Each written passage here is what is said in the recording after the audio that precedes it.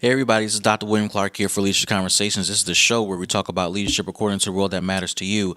I wanted to come on real quick and talk about a couple of ways to immediately earn the respect of those that you lead. Now, I was reading an article by Lucas Miller, and he wrote this particular article about ways to earn respect of those you lead, and this is for Entrepreneur Magazine. And when I read these points, I thought, man, these are really on point, and I thought I would share them with you.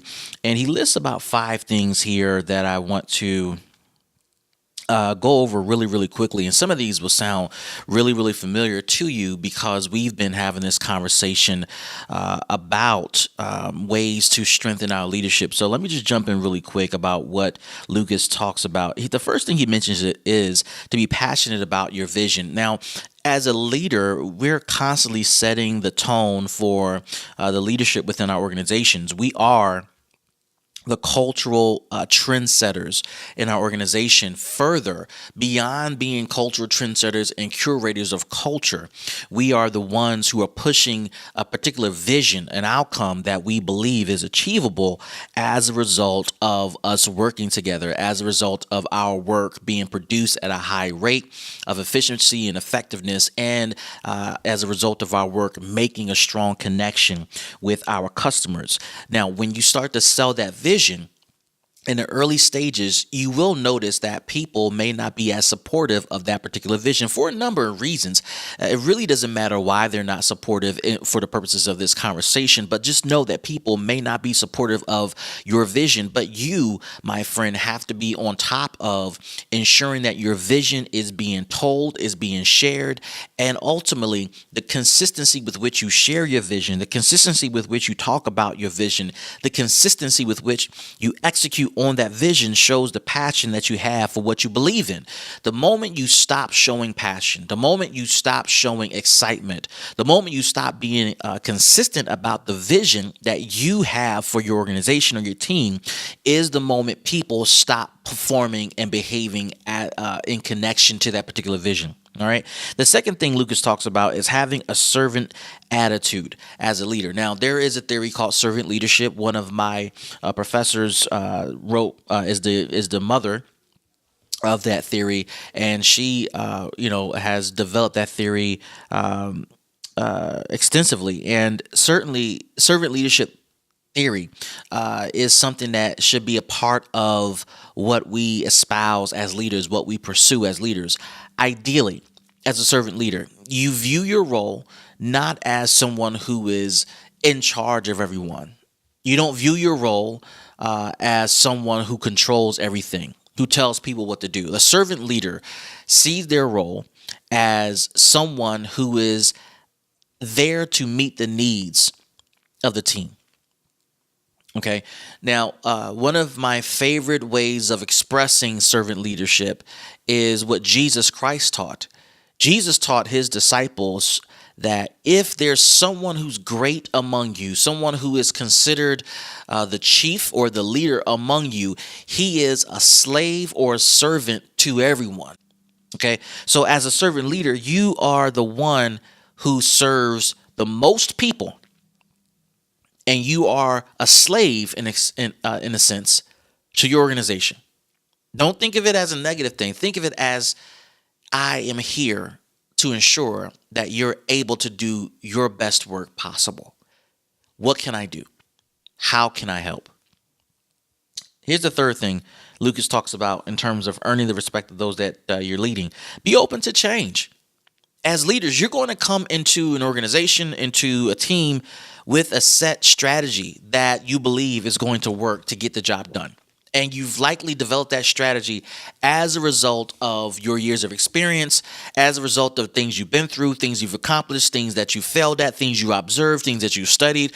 For whatever reason, you're going to have your way of doing things. And that makes complete sense. Don't get me wrong. You should have a strategy. Quite frankly, your team is going to look to you for that particular strategy. They're going to look to you for guidance. They're going to look to you for perspective to add new value to new strategies, new tactics to get the job done. However, you got to have the mindset that while I may have a philosophy of how to get this done, the circumstances surrounding my work The circumstances surrounding how we get stuff done may have to be altered given some things I did not account for. While you have a strategy to get from point A to point B, developing that strategy may not have accounted for changes in the market, changes amongst your staff, changes in the economy, changes in customers, changes in the internal structure, etc. Those things are things you may not be able to forecast. So the best way to accommodate for those changes is to be open-minded and be open to change. Be open to altering your strategy. Be open to readjusting your philosophy, your approach, your plans. You'll see the benefit of that because you as a team lead, as a leader, as the executive, you're viewed as nimble, but you also, by way of being open-minded, you're giving your staff permission to be equally open-minded about ways to do things better and differently. And that permission can change the culture of your organization tremendously. Lucas goes on with number 4 and says, take responsibility. At the end of the day, as the leader, you're responsible for what gets done or what doesn't get done in your organization. You can try to blame so-and-so for not following through or not doing X, Y, and Z. You can try that. But the truth is, as the leader, the buck does stop with you. The buck does end with you. It ends with your decision-making, what you allow. Even if you claim you didn't know that this was going to happen or that you didn't know they were going to do this, it ultimately stops and ends with you, friend. So you have to own everything that comes with being a leader. Some things that you'll be working on, you will have no idea that this was going to happen. This was going to unfold. They were going to make that decision. I did not sanction that decision to be made. And at the end of the day, you're still responsible. You're responsible for what happens, and that's unfortunate, but you're also the one that gets the glory and the praise and the accolades when things go right and you had nothing to do with it. Just because you hired the team, just because you're the one that put the team in place, you want to get the credit, but you don't want to get the blame when you put that same team in place and they make a mistake. You got to own everything. And here's the last thing Lucas shares, and this is so true for so many leaders, and that is respect is earned.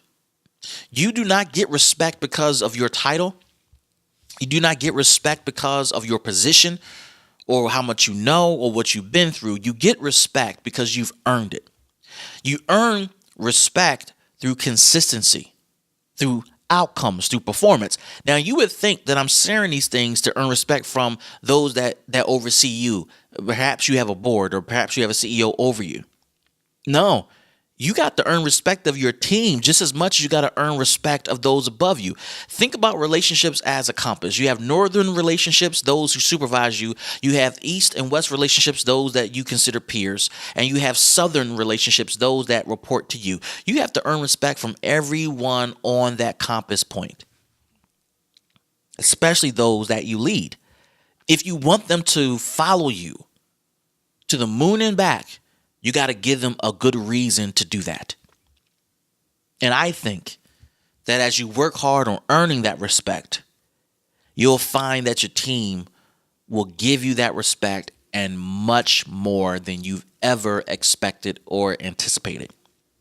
So I hope this is helpful for you leaders who are looking to earn respect and you're trying to figure out how to transition in your role as a new leader, especially if you're managing or leading those that you used to work with. These are some good tactics. I hope you find this helpful. This is Dr. William Clark for Leadership Conversations, and we'll see you in the next show.